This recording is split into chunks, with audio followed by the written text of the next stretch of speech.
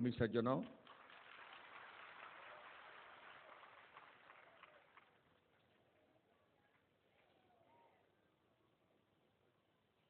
सब लोगों ने मिलकर के होली मनाई और ये बहुत पुरानी परंपरा जो पुष्प के साथ होली खेलने की थी, उसी परंपरा से हमने होली को मनाया। बाद में तो इसका कमर्शलाइजेशन हो गया और लोग नाना किस्म के कलर्स, उसके अंदर भी हार्ड डाइज और केमिकल कलर्स का उपयोग करने लगे। ऐसे ऐसे कलर का उपयोग करने लगे जिसका दाग ही ना छूटे। तो ये नहीं होना चाहिए, बल्कि जो ऑर्गेनिक कलर्स हैं और प्रकृति को जो नुकसान ना पहुंचाए, वातावरण को जो नुकसान ना पहुंचाएं, ऐसे कलर्स का हम उपयोग करें।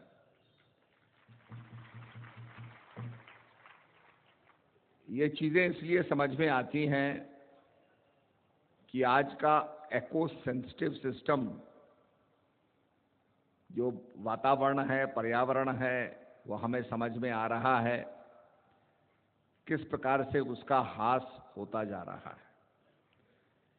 अभी अभी आपने देखा होगा, कई बार ठंडी आई, कई बार लोगों ने कपड़े अपने रख दिए, फिर बर्फ पड़ गई, फिर ठंडी हो गई। तो ये जो जिसे हम कहते हैं फ्रीक क्लाइमेट, कि क्लाइमेट भी पैटर्न को नहीं अपना रही है। अतिवृष्टि, अनावृष्टि, बहुत ज़्यादा बर्फ पड़ना, ये भी प्रकृति के लिए ठीक नहीं है। और ऐसे लक्षण आ रहे हैं जिसमें बहुत ज़्यादा ग्लोबल वार्मिंग हो रही है।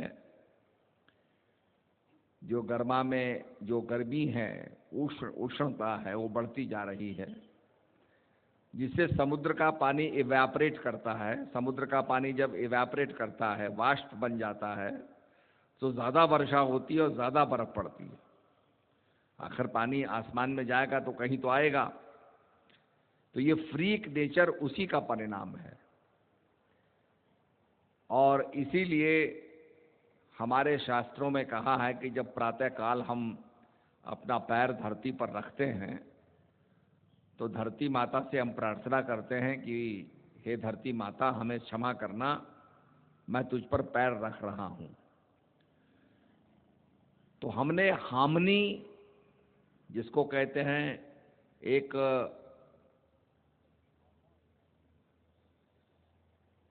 जो समन्वय का जो विचार है, प्रकृति को साथ लेने का जो विचार है, प्रकृति को एक्सप्लॉइट करने का जो रास्ता नहीं है, ऐसे रास्ते को अपनाएं कि हम प्रकृति के साथ, हार्मनी के साथ, समन्वय के साथ उसका उपभोग करें। जब जब ये नहीं होगा तो आप देखेंगे समाज में बड़ी विकृति आ जाएगी। अभी कुछ लोग जब गंगोत्री की तरफ गए तो गंगोत्री का वो स्थान है गौमुख, जहां से गंगा निकलती है। वहां पर बर्फ पड़ी रहती है, जमीन से पानी निकलता है, उसको गौमुख माना जाता है कि भाई यहां से गंगा जी निकल रही है। ग्लेशियर का पानी आ रहा है और ग्लेशियर का पानी प्योर, बिल्कुल साफ पानी होता है। इसलिए यह माना जाता है कि गंगा जल को आप रखेंगे भी तो वो प्रदूषित नहीं होगा, खराब नहीं होगा, क्योंकि उसमें कोई भी बैक्टीरिया नहीं होता है, फॉरेन एलिमेंट नहीं होता है। तो लोगों ने अचानक देखा कि वो बहुत पीछे चले गए हैं। इतनी ज़्यादा गर्मी हो गई, इतनी ज़्यादा हीट हो गई कि वो सारे बर्फ पिघल गए और वो पूरा स्थान पीछे चले गया। तो लोगों को बड़ी चिंता हुई। वहां लोग जाकर के कपड़े अपने फेंक देते हैं, कागज फेंक देते हैं, तो काफी हमने उसको प्रदूषित कर दिया। तो वो चिंता का विषय बन जाता है और वो नुकसान पहुंचाता है प्रकृति में। तो ये एक सोचने और देखने की बात है। इसलिए संतों ने भी कहा कि हार्मनी होनी चाहिए, और अगर हम हार्मनी रखेंगे तो निश्चित रूप में एक बैलेंस बना रहेगा प्रकृति का और शक्ति का। वो बैलेंस नहीं खराब होना चाहिए। आज आप देखेंगे कितना कूड़ा जा रहा है, कितना प्लास्टिक जा रहा है, उस कूड़े को जानवर खाने में लगे हुए हैं, वो जानवर भी बीमार होंगे। कूड़ा खाने से कोई पौष्टिक पदार्थ नहीं है वो। तो उसका एक ऐसी साइकिल बन गई है कि आदमी उस पर ध्यान नहीं दे रहा है, पर उसके बड़े दुष्परिणाम सामने होंगे। और वो कूड़ा ही अपने आप में एक बहुत बड़ी समस्या है। उसको जमीन में दबा भी दो तो भी उसमें ऐसे केमिकल्स होते हैं जो एक समय के बाद रिलीज होंगे, और रिलीज होने के बाद वो कैंसर पैदा करते हैं। तो ये सब दुष्परिणाम जनता के सामने आ रहे हैं। इसलिए कहीं गंदगी नहीं करनी चाहिए। अगर हम कहीं सामान फेंक रहे हैं तो वो अपने साथ ही लेकर के हम चलें। इस प्रकार से प्रदूषण को हम कम करें। हमारे संतों ने अध्यात्म की चर्चा की, अध्यात्म का ज्ञान दिया। अभी अभी आपने ब्रह्मानंद जी का भजन सुना कि जो नाम का प्रताप था तुम्हें याद हो ना याद हो। तो ये ब्रह्मानंद जी का भजन है जो उन्होंने लिखा। संत ब्रह्मानंद जी के कई भजन लिखे हुए हैं, और उन भजनों को आप पढ़ेंगे तो आपको पूरी वास्तविकता नजर आएगी कि किस प्रकार से वो आत्मज्ञानी थी और क्या बातें उन्होंने लिखी। आत्मज्ञानी सार बात कहते हैं। हम तीर्थ कर सकते हैं, व्रत कर सकते हैं, यज्ञ कर सकते हैं, दान कर सकते हैं, पर रामचरितमानस में कहा गया नेम धर्म आचार तप जोग यज्ञ जप दान भेषज पुनि कोटिन भये रोग जाए हरि जान। अब कुछ लोग कहते हैं कि कहा रोग जाए हरि जान, हरि को जानने के बाद ही रोग जानेगा, रोग जाएगा, आत्म साक्षात्कार के बाद ही रोग जाएगा। कुछ लोग कहते हैं हरि यान, माने गरुड़ जी का उल्लेख किया गया, पर उसमें कहा क्या गया, नेम धर्म आचार तप। जो आज जनता कर रही है, कुंभ आएगा तो कुंभ इसी में हम जुट जाएंगे। नेम धर्म आचार तप जोग यज्ञ जप दान। आपने देखा होगा बहुत से लोग आते हैं कुंभ में, एक टांग पर खड़े हुए हैं, दूसरी टांग झूले पर रखी हुई है।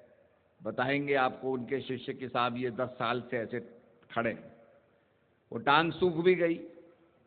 पर हमारे संतों ने कहा भाई ऐसा भी कर लोगे तो क्या, सो व्हाट, फिर क्या। इसलिए संत बुल्ले शाह, जिनका आपने कई बार भजन भी सुना है, तो बुल्ले शाह कहते हैं कि भाई बड़ी किताबें पढ़ के, धार्मिक किताबें पढ़ के तुम काजी बन गए, हाथ में तलवार लेके तुम गाजी बन गए, और हज करने के बाद हाजी बन गए। ये करने के बाद भी क्या हुआ, अगर तुमने प्रभु को राजी नहीं किया, गुरु को राजी नहीं किया, गुरु महाराज को राजी नहीं किया, उसको प्रसन्न नहीं किया। क्योंकि खुद वो हज करके आए, बड़े विद्वान थे, इल्मी किताबों को पढ़ते थे, बड़ी पुस्तकों को उन्होंने पढ़ा, क्योंकि पुस्तकों में भी अध्यात्म का वर्णन है। और अगर हमने अध्यात्म को नहीं जाना तो क्या फायदा। थोड़ी देर के लिए हम किताबों को पढ़ रहे हैं कि पानी क्या है, पानी के अंदर 2 तत्व हैं, हाइड्रोजन और ऑक्सीजन। उसमें हाइड्रोजन के 2 एटम होते हैं, 8 ऑक्सीजन के एटम होता है मिल करके, और उसके अंदर हाइड्रोजन ऑक्सीजन मिल करके वाटर बनते हैं, H2O। उसका और अध्ययन करेंगे तो आपको बताया जाएगा कि भाई हाइड्रोजन के अंदर एक इलेक्ट्रॉन है, ऑक्सीजन के अंदर 6 हैं, तो 2 इधर से चले जाते हैं तो वो कंबाइन कर जाता है। ये हमारी समझ में आया। उसके अंदर H2O है। ये भी समझ में आया कि दुनिया का कहीं का भी पानी आप ले लो, उसके अंदर आपको हाइड्रोजन और ऑक्सीजन ही मिलेगा। कहीं का पानी ले लो, मेकॉन्ग रिवर का पानी ले लो, हवांग हो का पानी ले लो, किसी भी धारा का, वोल्गा का, थेम्स का, मिसिसिपी का, किसी भी पानी को आप लोगे, उसे एग्जामिन करोगे तो उसमें हाइड्रोजन और ऑक्सीजन ही मिलेगा। हाइड्रोजन हवा में होती है, ऑक्सीजन हवा में होती है। जब बिजली कड़कती है, ये दोनों कंबाइन कर जाते हैं और वाटर जो है ड्रॉपलेट्स बन करके गिरता है। उसके बाद ये कहाँ कहाँ से निकलता है? तो जो ग्लेशियर, जो पहाड़ होते हैं, उस पर जितना बर्फ पड़ता है, ये समझो उतना वाटर टैंक है। जैसे आप किसी बिल्डिंग के ऊपर वाटर टैंक बनाते हो, पानी रखते हो, स्टोर करते हो, वहां से पानी निकल के आता है, ऐसे प्रकृति ने भी वाटर टैंक बनाया है। और ये बड़े बड़े पहाड़ पर जब बर्फ पड़ती है तो ये भी वाटर टैंक है। अगर एक साथ बर्फ पानी पड़े और एक साथ बह जाए तो उससे क्या होगा? सिंचाई नहीं हो सकती, तो पानी बह गया। उससे आपके टरबाइन नहीं चलेंगे। टरबाइन को तो सतत पानी चाहिए, रेगुलर पानी सप्लाई चाहिए। तो जब ये बर्फ पड़ती है पहाड़ों के ऊपर, धीरे धीरे पानी पिघलता है, नदियां बनती हैं, उसमें पानी आता रहता है। वो टरबाइन डैम में पानी बढ़ाते हैं, डैम से टरबाइन चलते हैं और टरबाइन से आपको बिजली बनती है। तो बेसिकली देखा जाए तो ये जो ग्लेशियर हैं, ये वाटर टैंक्स हैं। ये भी हमने पढ़ लिया। दुनिया में कितना पानी, कितना बर्फ, ये भी हमने सैटेलाइट से जान लिया। ये सब कुछ जानने के बाद हमें अगर प्यास लगती है तो क्या हम किताबें ही पढ़ते जाएंगे? क्या अधिक से अधिक किताब पढ़ने पर हमारी प्यास बुझ जाएगी?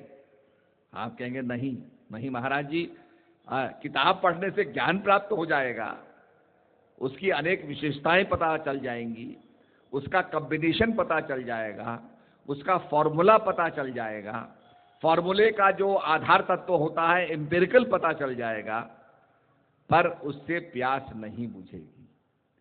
ऐसे ही शास्त्रों के अंदर अध्यात्म का वर्णन है, एक्सप्लेनेशन है, बताया गया है।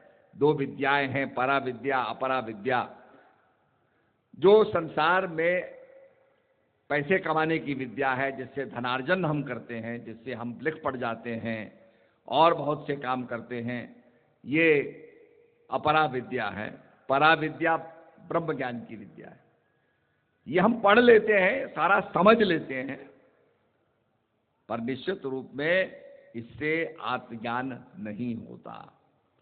तभी कहा नेम धर्म आचार तप जोग यज्ञ जप दान भेषज पुट कोटिन भय। और भी हजारों उपाय क्यों न कर लो, यही उपाय नहीं। नेम धर्म आचार तप जोग यज्ञ जप दान, यही उपाय नहीं, इसके अलावा भी सहस्र उपाय कर लो, हजारों उपाय कर लो,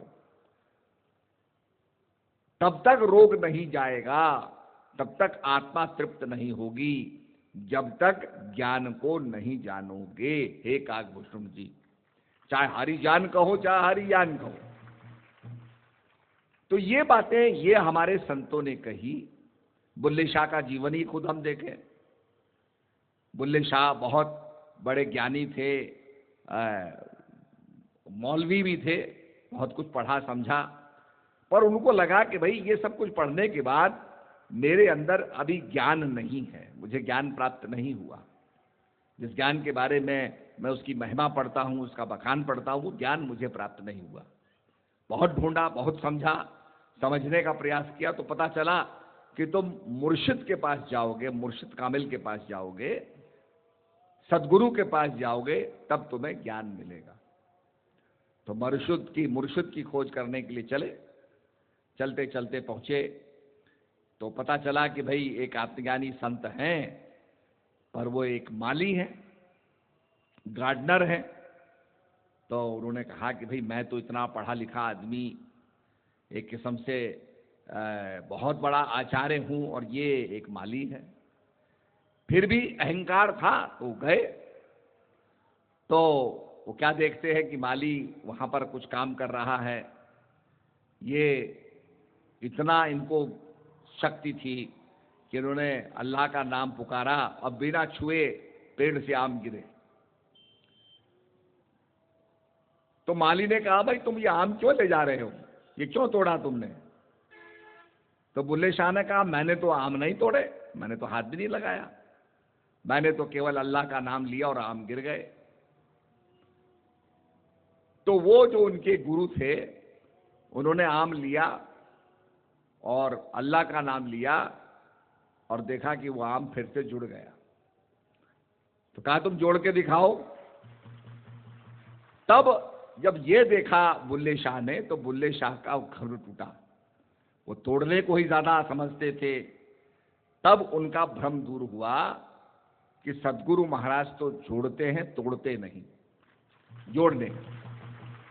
तब देखा कि वो खेती में काम कर रहे थे, तो उन्होंने पूछा कि हे गुरु महाराज, हे कामिल मुर्शिद, रब दा की पौना, रब कैसे मिलेगा, ईश्वर कैसे मिलेगा? क्योंकि बुल्ले शाह को तो एक ही चाह थी कि मैं रब की प्राप्ति करूं, ईश्वर की प्राप्ति करूं। तो गुरु महाराज ने समझाते हुए कहा, बड़ा सरल उदाहरण दिया, इत्थे पुटना तो इत्थे लौना। प्याज की पौध में वो गुड़ाई लगा रहे थे, तो उन्होंने पौध को पकड़ा और कहा, जैसे हम पौध को यहां से लगाकर खेत में लगाते हैं, जैसे धान की पौध से धान को लेकर के उसकी पौध को लगाते हैं, ऐसे इधर से अपने मन को इधर लगा दो, रब मिल जाएगा। ये जब गुरु महाराज ने फंडामेंटल बताया, ये बुल्ले शाह के दिल में घर कर गया और बुल्ले शाह ने इसी की भक्ति की। गुरु महाराज उनसे एक नाराज हो गए, तो उन्होंने एक नाचने वाले का रूप बनाया। गुरु महाराज के आगे नाचने लगे, उनको प्रसन्न करने की कोशिश करने लगे। तब जाकर के गुरु महाराज की जो दया थी, जो कृपा थी, उनको मिली। और बुल्ले शाह यही कहते हैं कि भाई हमने हज कर लिया, जकात दे दी, दान कर दिया, सब कुछ कर लिया, पर अगर प्रभु को राजी नहीं किया तो कुछ भी नहीं किया।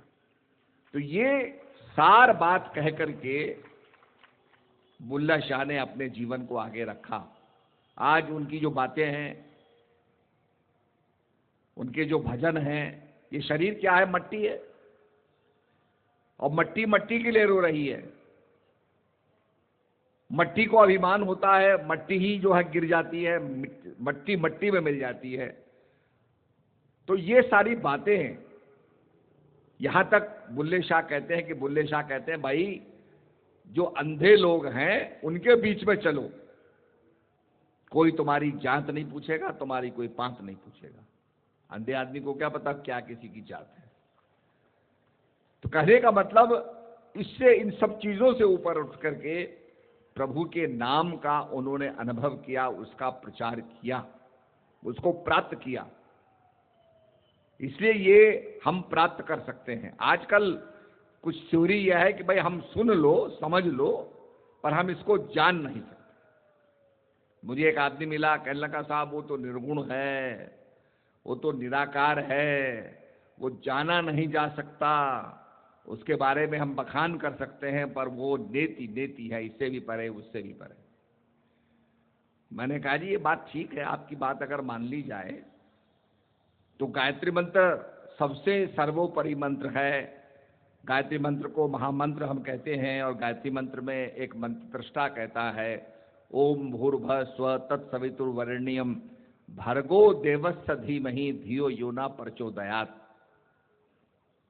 वो कैसे कहता है कि हे प्रकाशक स्वरूप परमात्मा, मैं तेरा ध्यान करता हूं। अगर हम नहीं जान सकते तो उसने पहले प्रकाश कैसे जाना, उसका अनुभव कैसे किया। क्योंकि कोई आदमी उसको प्रकाश कहता है तो उसने और तरीके से उसको आइडेंटिफाई नहीं किया, उसको प्रकाश कहा, जो अनुभव करने का विषय है, जो साक्षात करने का विषय है। और मैं तेरा ध्यान करता हूं। तो वो आदमी एकदम चौंका। तो जो उसकी अपनी जो एक इमेज बनाई हुई थी, उसने अपना जो एक घरौंदा बनाया हुआ था, उसका घरौंदा टूट गया। क्योंकि हमारे एक महात्मा जी थे, तो वो यही कहते थे कि भाई अगर वो निर्गुण है तो जाना कैसे। ऋषियों ने जाना, कैसे जाना, शास्त्रों में लिखा है, शास्त्रों ने कैसे जाना। शास्त्रों को तो ऋषियों ने लिखा, तो ऋषियों ने कैसे जाना? तो जानने की विधि पर वो जोर देते थे, और तब आदमी को मानना पड़ता था कि वो जानने की विधि है। ऐसे किसी भी शास्त्र को आप देखोगे, मोसेस के बारे में आता है, हजरत मूसा के बारे में आता है कि उन्होंने अल्लाह से, यहोवा से बार बार प्रार्थना की, मैं तेरा दीदार चाहता हूं। अल्लाह ने कहा, भाई इन आंखों से मुझे कोई देख नहीं सकता। जैसे भगवान कृष्ण गीता में कहते हैं, इन नेत्रों से अर्जुन तुम मुझे देख नहीं सकते, तुम में दिव्य नेत्र चाहिए। और तब आता है कि एक बर्निंग बुश के रूप में, जलती हुई झाड़ी के रूप में वो दर्शन करते हैं, दीदार करते हैं, और प्रकाश रूप में परमात्मा को देखते हैं। और तब कहा गया कि God is light, in him there is no darkness. परमपिता परमात्मा प्रकाश स्वरूप है, उसमें कोई अंधकार नहीं है। जहां जहां भी धर्म के अंदर अध्यात्म की अनुभव की बात हम कहें, जहां किसी संत को अनुभव हुआ, वो किसी दूसरी चीज का अनुभव नहीं था, वो उसी परमपिता परमात्मा का अनुभव था, और वो अनुभव आपको एक जैसा प्रतीत होगा, उसका जो विवरण है वो एक जैसा प्रतीत होगा। नाम की चर्चा की गई, हमारे संत नाम की चर्चा करते हैं, जो नाम का प्रताप था, नाम की जो ग्लोरी थी, नाम का जो प्रभाव था, तो उसके बारे में कहा कि कहो कहाँ लग नाम बड़ाई, राम न सके नाम गुण गाई। अब तुलसीदास जी ने तो कंपेयर ही कर दिया, राम एक तापस प्रिय तारी। भगवान ने क्या किया, एक तपस्वी की नारी को, अर्धांगिनी को, तपस्वी नारी को उद्धार किया, अहिल्या का उद्धार किया। और नाम कोट खल कुमत सुधारी, राम भालू कपि कटक बटोरा, श्वेत हेत श्रम कीनन थोरा, नाम लेत भव सिंधु सुखाई। यही संतों ने कंपैरिजन करके कहा कि भगवान राम ने तो भालू बंदरों को इकट्ठा किया, और श्वेत बंद रामेश्वर को बनाने में कम श्रम नहीं किया। अगर आज भी देखो तो सैटेलाइट से देखा जाता है तो पता लगता है कि उसके नीचे एक ऐसा भूभाग है, पहले तो जुड़ा ही था ये, तो वो पानी का भूभाग है, पानी जल स्तर बढ़ गया तो वो पानी के नीचे रह गया, तो उसी के ऊपर पत्थर रखे गए और ये पुल बन गया। आप अगर रामेश्वर जाएंगे और धनुषकोटी जाएंगे तो रेलवे भी उसी चैनल पर जा रही है और रेलवे वहां पहुंच जाती है। तो कहने का अभिप्राय यह है कि भगवान राम ने भालू बानरों का साथ लिया, शम कीन थोड़ा नाम ले तो भव सिंधु सुखाही, और नाम लेने मात्र से भव सागर ही डिहाइड्रेट हो जाता है, सूख जाता है। करो विचार सुजन जन माही। तो ये तुलसीदास जी ने समझाने का प्रयास किया, पर हम आज समझते नहीं है। और इसका यह भी मतलब नहीं कि हम कोई किसी फिलॉसफी के खिलाफ हैं।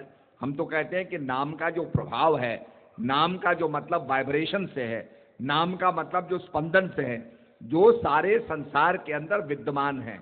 राम रामेति रमे रामे मनोरमे, सहस्र नाम चातुल्यम राम नाम वरानने। वो प्रभु का नाम जो जर्रे जर्रे में व्याप्त है, कण कण में व्याप्त है। कण कण में तो आपको इलेक्ट्रॉन, प्रोटॉन, न्यूट्रॉन मिलेगा, बीच में न्यूक्लियस है, केंद्र है, केंद्र के चारों तरफ क्या है, इलेक्ट्रॉन परिक्रमा कर रहे हैं। और यही आप पीरियोडिक चार्ट को देखेंगे तो इलेक्ट्रॉन प्रोटॉन का बढ़ना घटना ही अलग अलग एलिमेंट्स को बनाता है। आप हाइड्रोजन को ले लो, हाइड्रोजन में एक इलेक्ट्रॉन एक प्रोटॉन है, उसमें एक और जोड़ दोगे तो दूसरा तत्व बन जाएगा, हीलियम बन जाएगा, जिसमें 2 हाइड्रोजन के इलेक्ट्रॉन्स हैं और 2 प्रोटॉन हैं। आप उसमें एक और जोड़ोगे तो लिथियम बन जाएगा। ऐसे करते करते तभी भगवान कहते हैं कि 3 गुणों से सारा संसार बना है, सत, रज और तम। ये फंडामेंटल पार्टिकल्स हैं। और इसमें अगर हम इलेक्ट्रॉन, प्रोटॉन, न्यूट्रॉन, सत, रज, तम इसको घटाए बढ़ाएं तो अलग अलग एलिमेंट्स हमारे पास आ जाते हैं, पीरियोडिक चार्ट के जो अलग अलग एलिमेंट्स हमारे सामने। अब इसमें कुछ ऐसे एलिमेंट्स हैं जो रेयर अर्थ कहलाती है। आने वाले समय में इस रेयर अर्थ के ऊपर बहुत बड़ा मैं समझता हूं कि सिचुएशन डेवलप होगी कि इसकी रेयरिटी बहुत आवश्यक हो जाएगी। रेयर अर्थ का मतलब होता है कि जो आपका टेलीफोन है, जैसे ये जो स्पीकर बोल रहे हैं, स्पीकर में भी मैग्नेट लगा है, पर स्पीकर में बड़ा मैग्नेट लगा दिया, उसको आप बना सकते हो, मशीन से बना सकते हो, इलेक्ट्रॉनिकली उसको बना सकते हो। पर आपके जो मोबाइल फोन में जो आवाज आ रही है वो इतना छोटा मैग्नेट है, पर उसकी पावर इतनी ज्यादा है कि वो छोटा होकर के ही आवाज देता है। आप कान में लगा के सुन लो, आप उसमें स्पीकर ऑन कर दो तो काफी आवाज आने लग जाएगी। तो कहने का मतलब ये आज की आधुनिक युग की जो इलेक्ट्रॉनिक सामग्री है, इसमें रेयर अर्थ का उपयोग होता है। आज की जो विशेष कंप्यूटर बन रहे हैं, इनमें रेयर अर्थ का उपयोग होता है। और रेयर अर्थ क्या है कि कई टनों अगर कोई चीज निकल रही है तो उसमें से कई मिलीग्राम निकलेगा, वो कई ग्राम, छोटा सा ग्राम ही वो रेयर अर्थ निकलेगी। निबोडियम, इस प्रकार के बहुत से हैं। तो बेसिकली आज उसकी लड़ाई है, रेयर अर्थ की लड़ाई है कि जिस देश के पास रेयर अर्थ है वो इलेक्ट्रॉनिक के अंदर आगे बढ़ेगा। चीन ने काफी कुछ कैप्चर कर लिया है। ये सारी रेयर अर्थ चीन के अंदर बहुत ज्यादा है, और दुनिया के अंदर जहां निकल रही है वहां भी उसने कब्जा कर रखा है। अब ये तो कोरोना वायरस ने एक ऐसा खड़ा हो गया राक्षस उसके लिए कि बहुत इकोनॉमी चीन की बहुत गिर गई है। तो ये एक बहुत बड़ी बात है कि रेयर अर्थ के हम समझें। बहुत सी चीजें हमारे देश में खुदान हो रहा है, चीजें निकल रही हैं, कैल्शियम कार्बोनेट निकल रहा है, कैल्शियम बाइकार्बोनेट निकल रहा है, बहुत सी चीजें निकल रही हैं। इसमें भी हम रेयर अर्थ को देंगे, पर इसमें कोई ध्यान नहीं देता है। तो ये चीजें हमें समझनी है। नाम का जो प्रभाव है, नाम की जो शक्ति है, नाम वो स्पंदन है जो जर्रे जर्रे के अंदर विद्यमान है, जो हमें शक्ति प्रदान कर रहा है। What is light? Light photons का स्पंदन है। What is sound? साउंड भी जो है ये मॉलिक्यूल्स का स्पंदन है। मैं बोल रहा हूं, स्पीकर के डायफ्राम से वही स्पंदन निकल रहा है और आप मेरी बातों को सुन रहे हैं। ये सारा म्यूजिक ये स्पंदन है।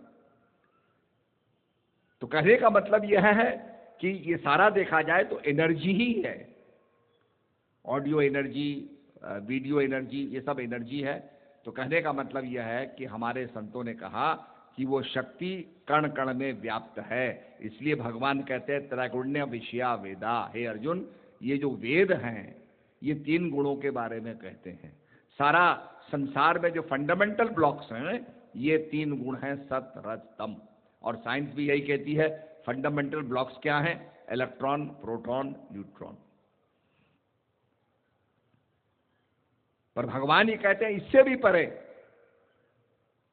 ये तो मैटर है, मैटर से परे जो स्पिरिचुअलिटी है, मैटर से परे जो अध्यात्म है, हे अर्जुन तू उसको जान। इन गुणों से परे जो निर्गुण तत्व है, जहां मैटर नहीं है, उस शक्ति को तू पहचान।